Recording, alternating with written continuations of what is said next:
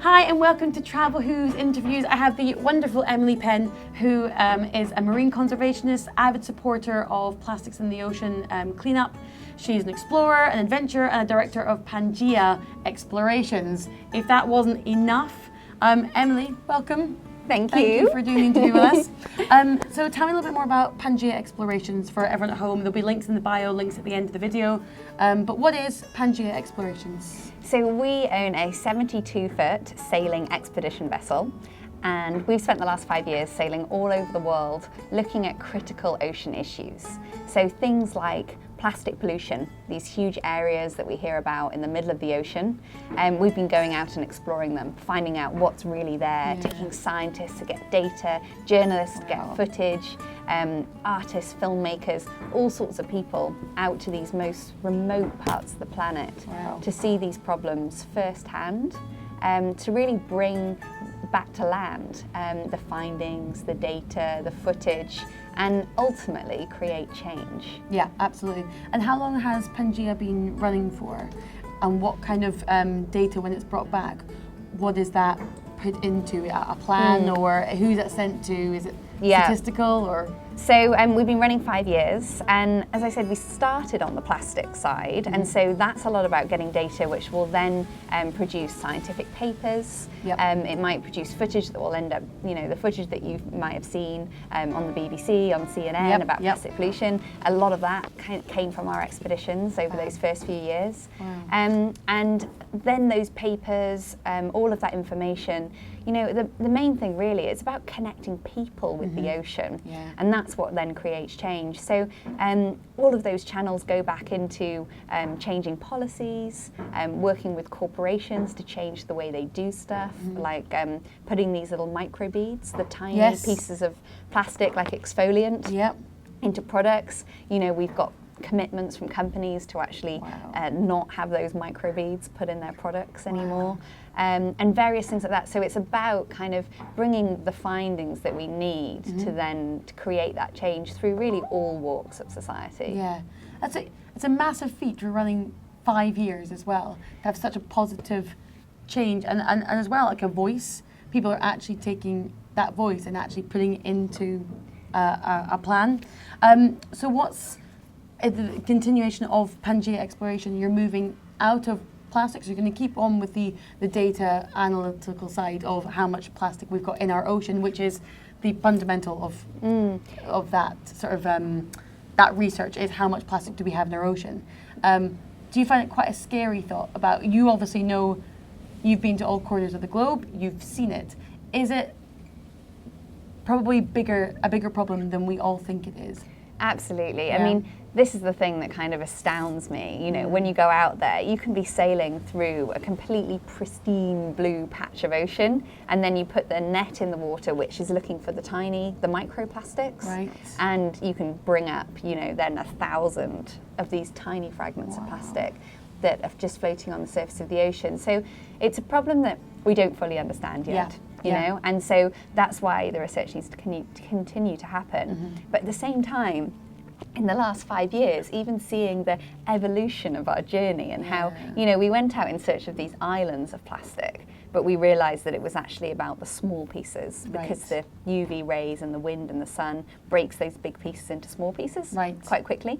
And now we're realising that that even with that, we can't find the sheer amount, the volume of plastic that we know leaves land. We're then still not finding it in these microplastics. So now we're looking at nanoplastics, plastics that are between 5 and 333 microns, which you can only see down a pretty intense microscope. So we're looking at those, and then we realise that there's actually chemical implications of the plastic in the ocean, and we're looking at pesticides and flame retardants and all these toxics which end up in our oceans, and how they're getting ingested to the food chain. So it's ever evolving. Yeah, I was about to say, it must have a huge effect on the ecosystem.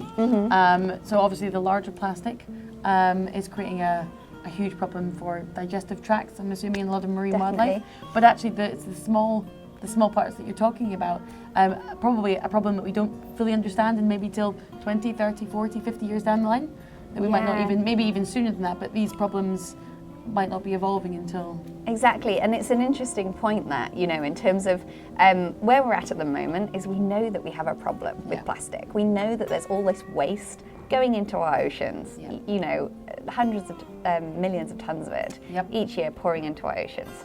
And it, you know, doesn't take much to realise that that's not a good thing. Yeah, exactly. But then the implications it's causing, as you say, it's going to take us decades to really understand the full implications of that. But that doesn't mean that we can't start acting now. Absolutely. And so our journey has also moved in a way away from some of the full research focus into solution finding. Great. And pulling together teams of people at sea in this amazing environment where you're seeing things firsthand and you're working with a whole multidisciplinary group of people to really start putting solutions together. And do you know, I even just talking to you, I'm totally enthralled by it, and I forget actually there's even a camera on us because I'm so like, tell me more. But it's so, I mean, you're so passionate about it, and I think with a lot of environmental problems that we have, and obviously there's a lot of people who support the solutions to these problems. People don't usually make change until the effects have happened, and then they go, we should do something about that. And it's a bit like global warming, because you can't actively say, you know, we've not gone from one problem to this severity. It's an ongoing issue, which might be another 300-400 years or whatever. So how do you get that message across to people that it's happening, it's not a figment of their imagination, this is real, and although you might not think it's an issue because it doesn't affect your daily life, how do you try and get them involved to make that change and for them to envisage that actually this is going to be a problem for my children's children or whatever? Yeah, as you say, it's a really hard problem, and partly because you know, these changes, they happen fairly slowly, you know, in terms of the speed that we live our lives. Yes. And what we find is that we get these shifting baselines. So we don't know, we didn't have personal experience of what it was like 100 years ago on the planet. And we just have our memories from when we were kids, and then, you know, when we then die and the next generation come along, they'll have a different baseline that we have. And so, as you say, it's really hard to get people to actually notice these big changes that are happening in a relatively short space of time when you look at, you know, the universe and time as a line. Yeah, exactly. Exactly. It's all, you know, happening really fast when you put it in that perspective. And so that's the big challenge. Yes. But the sort of best ways, you know, that I found that you can kind of get through to people, although science helps and facts and figures, it's not generally the best way to create change. It's through getting people to believe in something, you know, pulling on the heartstrings. It's through art, it's through film, it's through, you know, these other kind of mediums that we have that really change our value set. And I think that's one thing that puts us in the position where we are. You know, at the moment we value money and things, objects, more than we value, you know, happiness and time and the other sort of things that really are more important at the end of the day to us. Absolutely, and often we misconstrued maybe objects as bringing us happiness, but it's not always the way. And this is something that you do a lot with mindset and with another adventure called Dave Cornthwaite. And so tell me a bit more about the exploring mindset and what you've got coming up plans-wise, and how you decided to go on this venture together, you know? Sure. Yeah, so it's very much been an evolution from spending lots of time at sea and having the opportunity to have that incredible headspace that you have when you're sailing in the middle of the ocean, you're away from society. You know, the closest people to you when you're sailing across an ocean on the space station. Wow. You know, you are so cool. out really there, completely isolated. Wow. And it's amazing what happens when you take away all of this sort of messaging that our society kind of gives us. You know, the advertising, the marketing, the films, the media, the things that change our values and change the way that we think, even though we don't normally notice it. And so really as a way of wanting to share that headspace with others, taking people away from their daily lives and really kind of facilitating this discussion on how do we break away from the traditional corporate society that has been created, and often the way that our education system drives us into corporate jobs. Yes, absolutely, Exactly, and actually, you know, realise our potential and figure out what our skills and our passions are that make us unique and brilliant, and then also look at what the world needs us to be. Yeah. And exploring mindset is all about finding that intersection, the intersection of you and what you're brilliant at and what the world needs you to be. And once you can find that bit in the middle, you're away. Yeah. I feel so inspired. I'm like, oh, right, what can I be? What can I do? Maybe a unicorn or something crazy, you know? And you've got a trip coming up in October. Yes. Which is paddleboarding down the Mississippi. It is. It's canoeing and paddleboarding. Awesome. Yeah, a bit of both. Right. We're going to be going from Memphis, about 100 miles south, down the Mississippi, stopping each night, camping on sandbanks, lighting a fire, sitting around the fire, having these conversations. And so it's quite an intense experience in a way, in that, you know, we have these workshops where you really are challenged to sort of get out, you know, the thing that needs to come out. Yeah, absolutely, yeah. And it must be, for some people, it must be literally like dragging it out because they're so closed or not open to it. They can find details of that trip on, I know it's on Dave Cornthwaite's website. Yeah, it's also exploringmindset.com. Right, well that would be perfect. But if you go through Dave's or my website, you'll find links to Exploring Mindset. I'll put links at the end of the interview as well, so Great. you can have a look at that. And so just backtracking, going straight back to the beginning, I just want to have a quick, so that everyone at home could, if maybe you're in a job that you don't really enjoy, or maybe you've studied something that you don't think was right for you, and maybe you're looking for the step to get out. You trained as an architect. I did. And not that you don't like architecture, because actually you can do a lot with the environment with architecture, and I know you've been involved with that. What was the shift going from, I'm on my way to Australia to start a job as an architect, to everything that everyone would want to be, you know, this eco warrior, but also someone, just really switched on, and how did you go make the shift? So it was a journey, it was gradual, and often, you know, when I tell my story, or when you look back at my last 7 or 8 years, it might look like I had some grand plan to get to where I am now, but I promise you, I really, really didn't. That's going to be nice for everyone to hear at home, because I'm sure they don't have a plan, or, you know. Yeah, and it's more really about following those signposts along the way, and understanding how to look for them in yourself. And for me, it began with a love for slow travel. I had this amazing opportunity to take train, camel and horse to get from England to China to write my dissertation on eco-cities in Shanghai. Great. And that's what really made me fall in love with not taking aeroplanes. Yes. And because I just didn't want to miss all of the epic stuff in between. Yeah. And those transitions, the changes in culture and climate and people, most of all, along the way. So when I had a job as an architect lined up in Australia, that's why I wanted to try to get there without taking an aeroplane. Perfect. Mostly to experience the bits in between. Yeah. I got a job on this amazing rocket ship powerboat called Earth Race that ran on 100% biodiesel. Wow. And it was a campaign about the feasibility of alternative energy. So I got the job to run this campaign around the world. Wow. Off I went after uni, spent a year touring 120 cities. Amazing. Talking to schools, politicians, media about alternative energy. But what happened along the way, you know, is I stopped at these tiny small island communities across the Pacific, and it just opened my eyes to all of this stuff that was going on that I had no idea existed.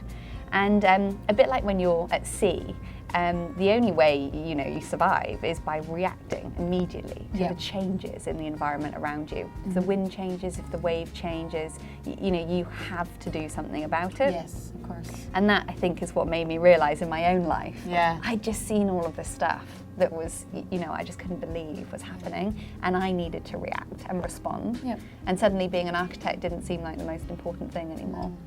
And so the journey went from there. You had your experience as a skipper before going on to Earth Race, and so you'd grown up in that environment? Yeah, not as a skipper, but I had sailed. Yeah. So I'd been a sailor on small boats, so I knew enough about being at sea that I was able to get the job, but it was really my organisational skills which I traded for that opportunity. And I always see it as this, you know, when people are asking, you know, how do I make the first step, how do I get in?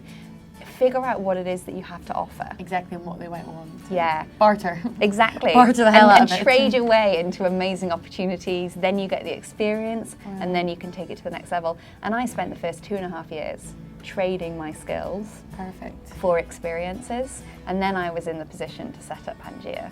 Amazing. But it wasn't an easy journey. No, and that's as well what a lot of people, I mean, you know, we always talk about the grass is greener, and it's important not to look at other people and go, I would love to do what they do, because actually everyone's journey is so individual and a lot harder than the media might portray or this interview might portray. And it is a lot about hard work as well, and creating those opportunities rather than just letting them fall around. Definitely. It's about creating them and finding out what your passion is. Exactly, figuring out and then just working his socks off. Yeah, exactly. And once you figure out what it is, everything, and just oh, it's amazing. It's so inspiring, and it's lovely. I feel like I know now why you are a public speaker or a motivational speaker, because I'm like, oh, I could take over the world right now. And that comes through passion, you know? Yeah, And exactly. as soon as you do unleash your passion, Yes. then you can, you know, I used to hate public speaking, especially on something that I didn't know enough about or didn't feel confident enough about. Yes. But when you're speaking about the thing that you love, Rolls off. yeah, and it's the same with living your life. Yep. You know, when you're living your life doing something you love, Yeah. suddenly it becomes effortlessly easy and exciting. And you can share that passion with others. In a nutshell, what's next for Emily? What can we follow you on? Are you doing more talks? Where can we see you do more talks? Where can the public come and see you? Yeah. So we have the Exploring Mindset down the Mississippi voyage, exploringmindset.com. That's the next kind of big trip that I'm doing. Pangaea expeditions on Sea Dragon are running continuously. Right. Every week, another trip. Wow. Somewhere new in the world, another issue, whether it's plastics or fisheries or ocean acidification or sea level rise, there's always something happening. Great. So please do check out panexplore.com. Put the link in the bio. Yeah, and so that's where all of those expeditions live. And then I will be doing lots of talks around November time. There's various different events happening. All of those I post up on my own website, Great. emilypenn.co.uk. Perfect. Facebook, Twitter, yeah. Emily Penn. Please do, follow, get involved, and that's where I'm always posting out what's next. You know, if you want to come along to an event, have a chat. I mean, great, come on an expedition, but if you can't manage that, come and have a chat at one of these events, Awesome. and we'll go from there. How exciting! Oh, it's been a real pleasure to interview you. Thank you so much, Emily. Thank you. And do follow. There'll be links in the bio. Have a look. And as Emily said, if you don't have the means to go on an expedition, at least go and have it, because it's so. I feel so inspired. I'm going to go and just tour the world now.